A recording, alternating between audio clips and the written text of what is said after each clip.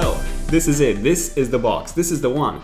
Hopefully, I haven't really opened the box yet to know what's inside, but hopefully there's an iPhone 10 inside. And I'm really excited to open this thing up. So, I've been making videos on the iPhone 10 ever since August 2016. That's when I started my Leaks and Rumors series on the iPhone 8, which and then ended up being called the iPhone 10. So I've been waiting for this and making videos on this, prototypes and hands-on impressions with mock-ups and so on, ever since, 15 months ago. So I'm really excited to finally get my hands on the actual iPhone 10. So grab some snacks, specifically some popcorn, and enjoy my unboxing and my first look at the iPhone 10.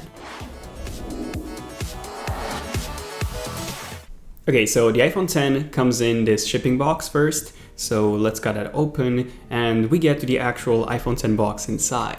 So there we go, it was an iPhone 10 inside after all, well, at least an iPhone 10 box. Now on the front we have an image of the iPhone 10. Now take note, if you see a different wallpaper other than the one that's on this box, that's for the space gray model, the white one, so the silver iPhone 10 has a different wallpaper, but if you see anything different than those two wallpapers, that means that the iPhone inside and the box are both fake, so definitely keep that in mind. Now on the left and on the right side we have an iPhone branding, so no Apple logo or no X, and we just get iPhone. Then we also get an Apple logo on the top and the bottom, and then finally on the back we get the capacity, which in my case this is the 256 gigabytes model, along with everything that's included inside, which I'll be covering in a second. And comparing the iPhone 10 with the iPhone 8 Plus box, there is a very big difference between the two. So as you can see, not only is the iPhone 8 Plus box taller and thicker than the 10, but it's also black or dark gray versus white on the iPhone 10. Even though both of these models, both of these phones are actually in the space gray color. Now I personally do prefer the iPhone 8 Plus box, but with the iPhone 10, since it's white, you can better make out the almost non-existent bezels right away. Okay, now let's just cut a seal. And by the way, there's a green tab on the bottom that you just pull, and there you go, the plastic wrap is easily removable, so you no longer have to cut the actual plastic wrap with a knife. And that's pretty much it. So let's lift up the box, the top, and nope. No iPhone 10 yet. So we get the Designed by Apple in California booklet, and inside that we get a few things. So the first one being the quick start guide. Hello. No one really reads those, but for the iPhone 10, you probably should, because all the gestures, everything has been redesigned. So even turning the phone off is now done by pressing the volume button. So you have to, press the volume buttons as well. So definitely give that a read. And apart from that, we also get the standard SIM eject tool. So nothing different here. And then we also get a warranty card. And finally, we get a pair of Apple stickers. Unfortunately, they're still white, so they're still not the color match to the iPhone's color like Apple does with the 12-inch MacBooks or the Mac Pro for some reason. And after you're done with the booklet, you'll see the actual iPhone 10. So first impressions when holding this in my hand are, whoa, this thing actually feels, first off, it feels amazing, but it also feels thick.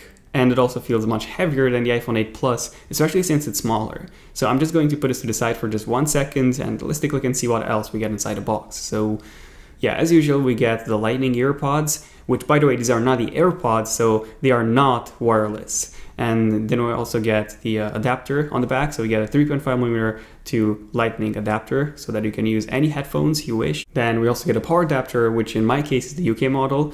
And no, this is not a quick charging adapter. I've actually done a separate video on which is the best fast charger for the iPhone 10 and the iPhone 8. So in case you want to see that, in case you're interested in that, the link for that is in the description. And then finally, we also get the Lightning to USB-A cable. This is for charging and syncing, but most people just use it for charging. So that's pretty much it. Nothing else left inside the box. So let's take a closer look at the iPhone 10. So going back to the iPhone 10, let me just remove the plastic wrap and listen to that noise.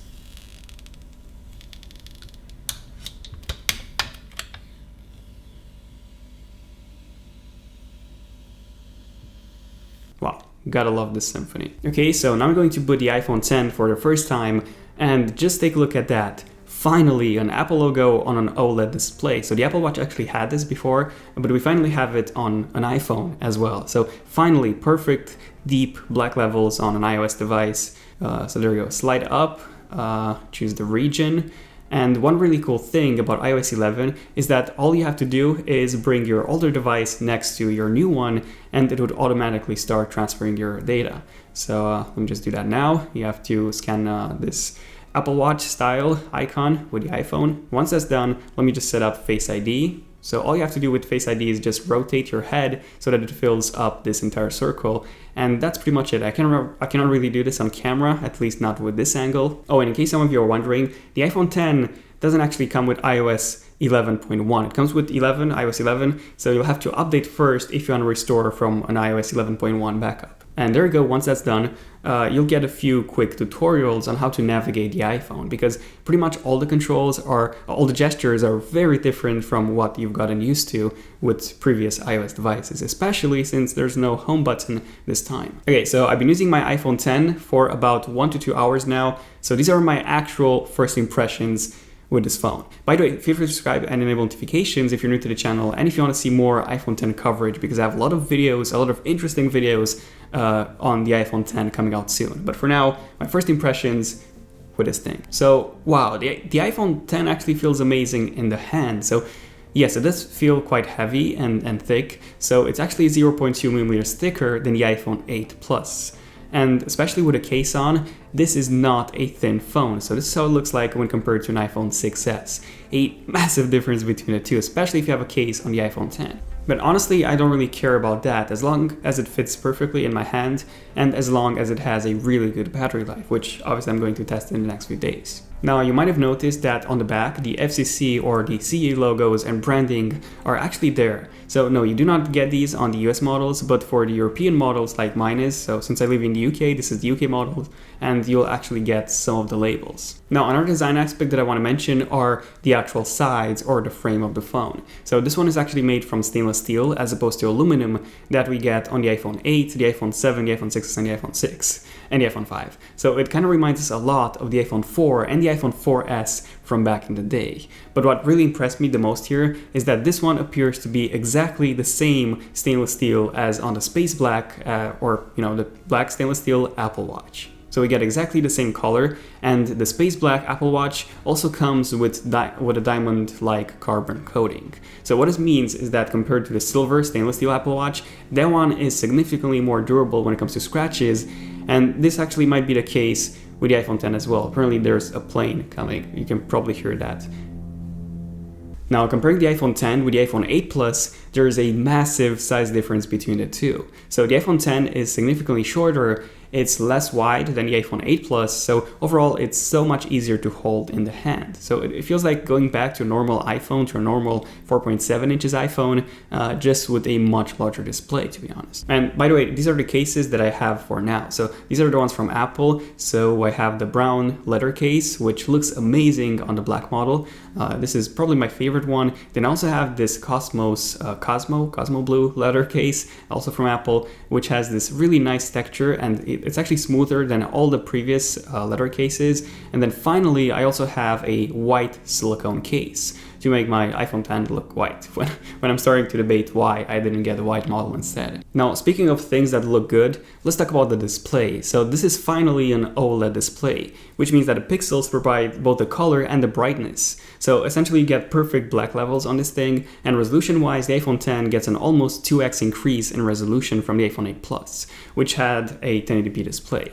So now we have a 458 ppi this time versus 401 on the iPhone 8 Plus. So essentially everything looks noticeably sharper on the iPhone X. So I do have to say that this is indeed very, very noticeable, especially if you have a 10 out of 10 eyesight like I do. Yeah, unfortunately I'm colorblind, so I think that rules it out. But anyway, illumination has also been improved on the display. So essentially the panel feels much closer to the actual glass than it was before, and even before it was really, really good, the lamination. So text and everything looks like it's essentially floating on the display. Now there is a slight issue with the display, so to say. So this is a color shift. So there's a color shift towards blue that I've noticed when you look at the iPhone X's display off axis.